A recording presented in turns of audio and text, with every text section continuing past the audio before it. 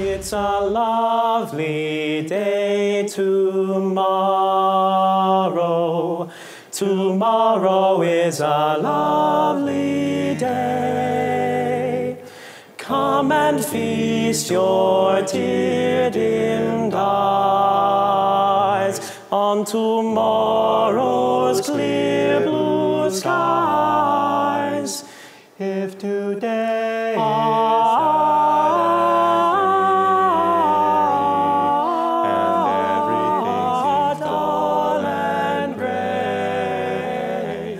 just forget your troubles and learn to say,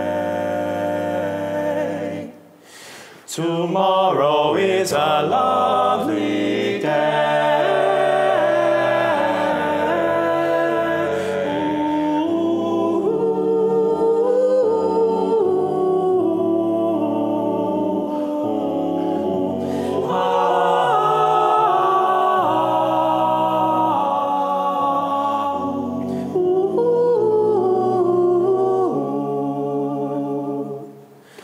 If today is sad and dreary, and everything seems dull and gray,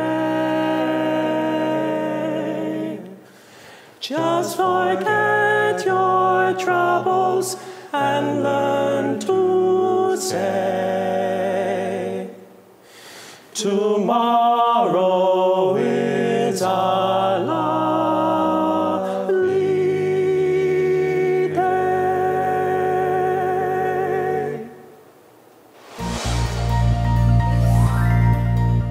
the oldest a cappella group of Harvard University, founded in 1946, the Harvard Krokodiloes.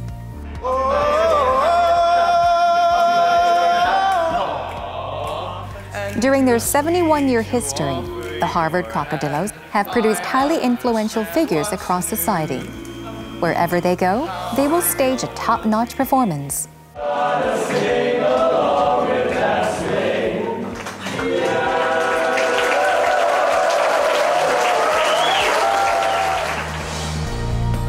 Today on Heart to Heart, the beautiful music and heartwarming presence of the Harvard Krokodiloes.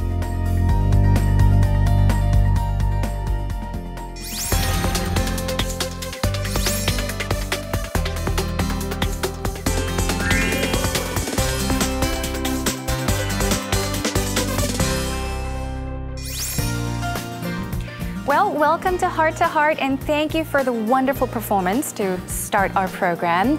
Could you please say hello to our viewers that are watching right now? Absolutely.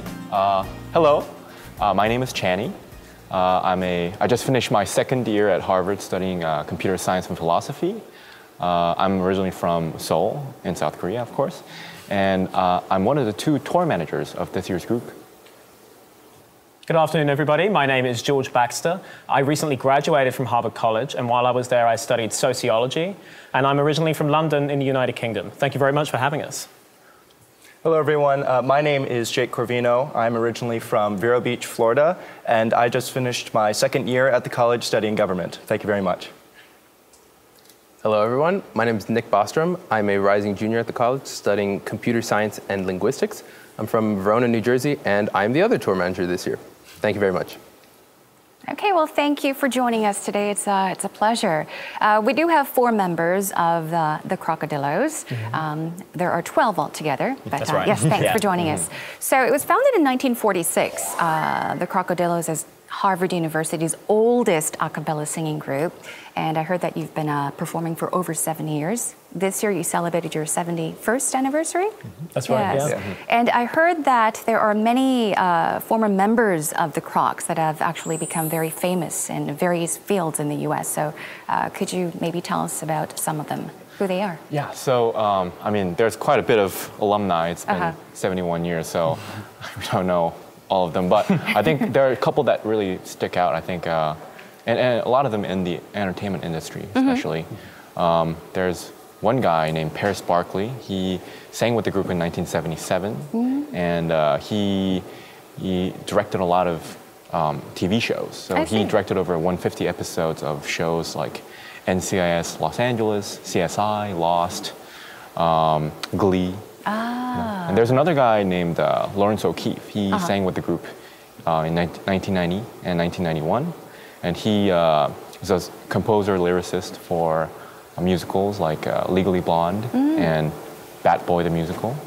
One kind of a more older alumni is his name is Fred Gwynne. He sang with the group in 1948 and 49. Wow. And he was in a lot of sitcoms in the 1960s.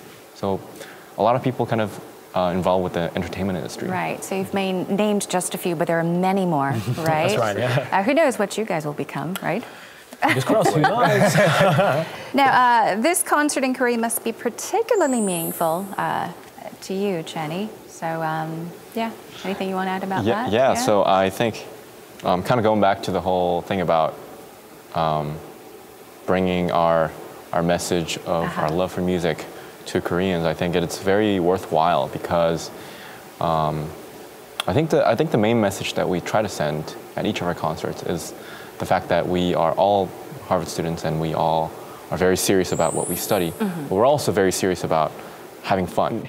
Do you get the chance to come to Korea often, or? Yeah, so since my parents are back here, I come back pretty much every chance I get, which is actually not that much with the Kroks, I'll say that. We've had a bunch of variety of foods already in Jeju and Busan, so maybe I feel as though we tried enough, but I think one thing that I definitely want to have us all do before we leave here is, you know, I have this kind of romantic thing for, you know, eating like cup ramen noodles and chicken. You like order chicken to the fried chicken to the river, to the Han River, and eating it there. Yeah. I think I definitely want to try that with everyone before we leave. Try that before. I want that. The Han River, definitely. have food delivered. You can get food delivered anywhere. Oh, no. Yeah. Oh. Anything you Should have want. told me I'll never leave.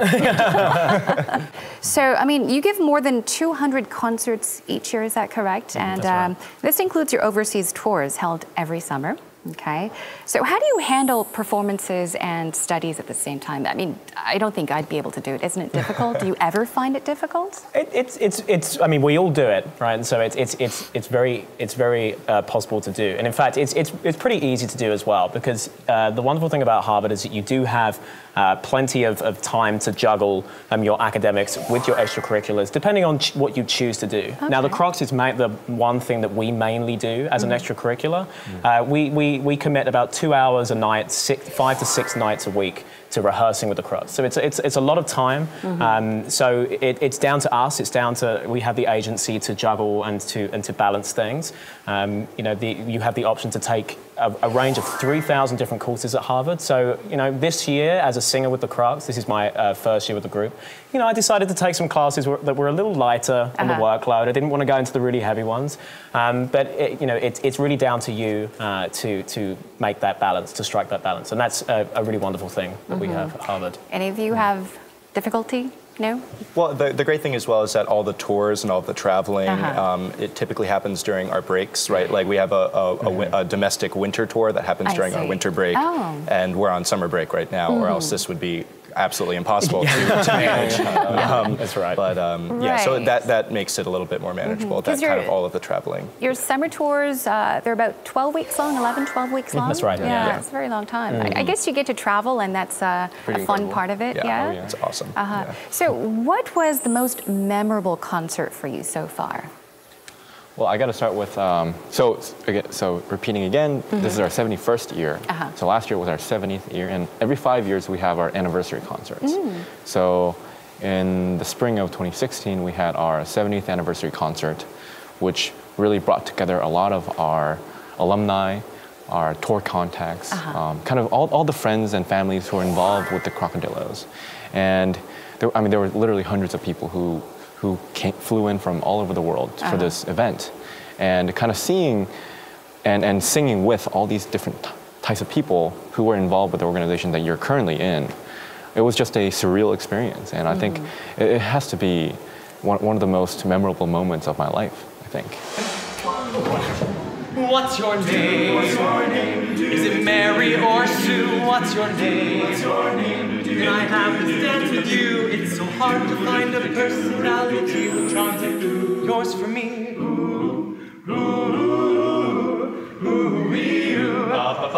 I stand the corner, just waiting for you to walk by, so my heart will be satisfied. Won't you please let me be number one? Under the moon, under the stars, and under the sun, baby. Go, let's go to the hopper, baby. Let's go to the hopper, baby. Let's go to the hopper, baby. Let's go to the hopper, to the dancing station that's sweeping the nation. La la la, shoo-ba-doo-wah, bye.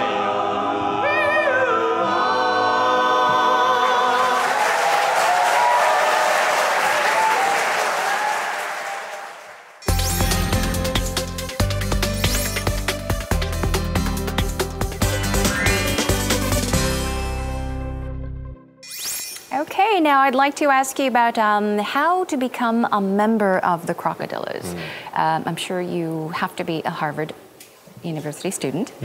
Step number one. Now we briefly talked about auditions, how you auditioned. What do you have to prepare for these auditions?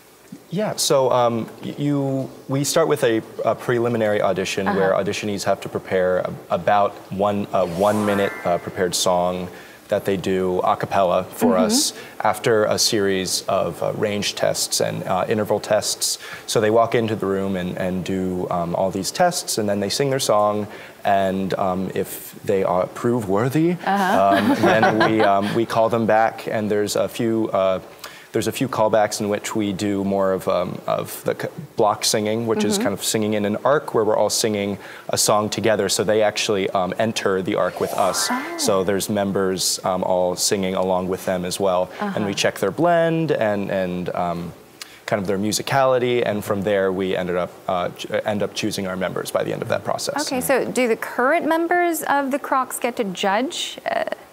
Yeah, oh That's wow, right. that's cool. Yeah, so we are the judges. So all the former members. And again, a wonderful thing about the Kroks is that once you're in for as long as you want. So if you get in your freshman year, you say, okay, I'm doing it this year.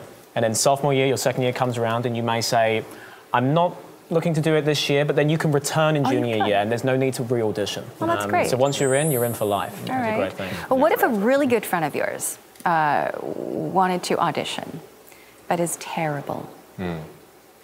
Oh, Well, we pick solely based on their musical talent. So, I mean, I just have to say, too bad. Too bad, my friend. I'm sorry, but a little more diplomatic than just too bad. All right. So once again, joining us are the 4 members of the 12 of the Kroks. So we prepared. I have these. Yeah. I'm going to hand these out for you. I've got like a small game prepared for you. Oh, boy. Okay. Pass them on. Thanks, Jake. Thank you. This is kind of for fun and also to learn a bit more about, Channy and George, Jake, and Nick here in the studio with us. So what I'm going to do, actually, the name of the game is called Image Talk. That's what we call it, Image Talk. Okay. I'll be asking you 3 short and simple questions, and the idea is for each and every one of you to point to the person that best fits the description. Okay. And the selected member, whoever that's selected, you can give your reasons, excuses, comments. Yeah, please feel free. Okay. The first question is: which member is the most popular among the girls or women? 1, 2, 3. Oh, wow. Oh, that's okay. wrong. So we've got we've got 3 pointing at you and 1 at George. That's very kind of you. Thank you. Okay, so He has no excuse. Yeah, he has no excuse. Of the 12, he is the one. Not even just of the 4 of us. of the 12. Okay. Anything you would like to say about that? I don't know, I just smile a lot. Just smiling helps. Why do you think he's the most popular or the favored one? Well, I don't know why. But he These are is. just based on stats. Yeah. So not really much. We reasoning. ran the numbers, and it seems as if he came out. All right. And he's also like 6'1". He's very tall, so he gets that as well. Okay, now that was our first question. Second question: which member makes the most mistakes on stage? 1, 2, 3. Don't think. 1, 2, 3. Now, Channy. Oh, you've got all. Wait, Okay. you pointed to me or Channy? Yeah, everyone's pointing to you. Okay, no. Okay, Nick has pointed to Channy. Okay. And everyone else has pointed I would like to dispute to George. this. And George, you pointed at yourself. Okay. Yeah. Oh. All right. I did point at myself, yeah, because I am. But I want to clarify by saying there's mistakes, and then there's just kind of like the way that like it's played off, I think, and I think that we all make mistakes, but Sure. I think that George handles it the best. Okay. And so I think that whenever a mistake is made, it's just very like, very in time with everything, and that's why it's very memorable when George makes a Well, mistake. okay, thank you so much. That's Isn't very, it fun very when nice of friends you. make mistakes? Yeah, of course, Yeah, of so course. fun. So yeah. But Nick, you pointed at Channy. Yeah. I just thought it would be a fun answer. Wait, so who do you really think? Okay, yeah, who? Oh, okay, great. Okay, so everyone agrees. I mean, you agree. Right? Well, I do 'Cause you agree, pointed to but I yourself. agree because so we all sing different voice parts, right? And I sing tenor 1, which is the highest voice part, which means that I'm always teetering on the edge of blowing out my voice. Okay. Always. So I think I'm more prone to making mistakes because it's just so high. So that's what Another thing I'll add is that Yeah. as tenor 1, if you're off by maybe like a quarter of a tone, it is so much easier to notice than if a bass, when they're singing their low notes, when they make a difference of quarter of a tone, it's not recognizable. So I think that's why we probably notice it way more with George. But they all make mistakes. Well, we all make perfect. mistakes. Don't notice And you it. should see the other 8. Yeah. Okay. All right, and the final question is, which of the 4 of you practices the hardest or the most? I guess, yeah, you told us that you practice, a number of hours a day, a week. Any of you practice more? Okay. Oh, this is a 1, 2, 3. Sorry. Okay, so the question once again is, which of the 4 of you practices the hardest? 1, 2, 3. Who you? I'm pointing at Channy. So, just not me at all. So everyone, you have each pointed at. You point at yourself? Oh my Nick. gosh. Okay. Nick Wow. has too, yeah. All right, so you all think that another member practices the most, but Nick, you think that you practice the most. Why is that? I mean, Jake and I both just said that we're the best, so Oh, okay. No, Thanks for grouping me in there. I don't know. When we're outside of rehearsal, we're not spending all of our time with each other, so I can only vouch for myself. So I really don't know, which is why I chose myself. But I do spend a significant amount of time practicing, making sure I have stuff together. I But see. yeah, I'm sure everyone else is. Do you practice in the shower as well? I do. Oh, of That's course. that main, yeah? That's main, the main place. main that- location. that I practice. Yeah, absolutely. Is the shower because you can hear yourself? Yeah, it's just great acoustics as well. Yeah, yeah. You'll never be able to sing anywhere better than the shower. Also, the steam makes it much easier to sing and warm up. It's just like a nice atmospheric I environment. see. Maybe I Singing should pro tip. practice my singing skills in the shower. Yeah. Okay, well, hope that was fun. Okay. That was really fun. Yeah. Now I know that people don't like me, so that's Had great. a chance to find out a bit more about each other, I guess.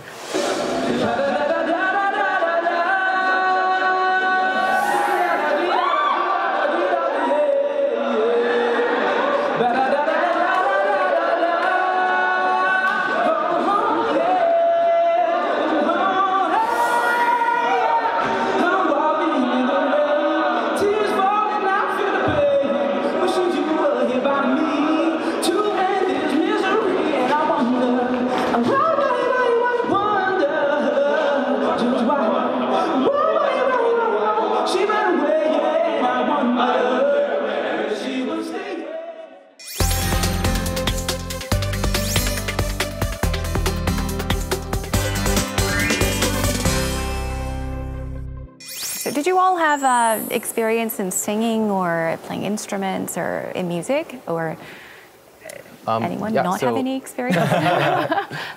I was a primarily instrumentalist, so I played trumpet from 4th through 9th grade, and then tuba in marching band, sousaphone, concert marching band from 10th to 12th grade, and that took up most of my time in high school. And then I came to Harvard and decided, hey, maybe I should try singing.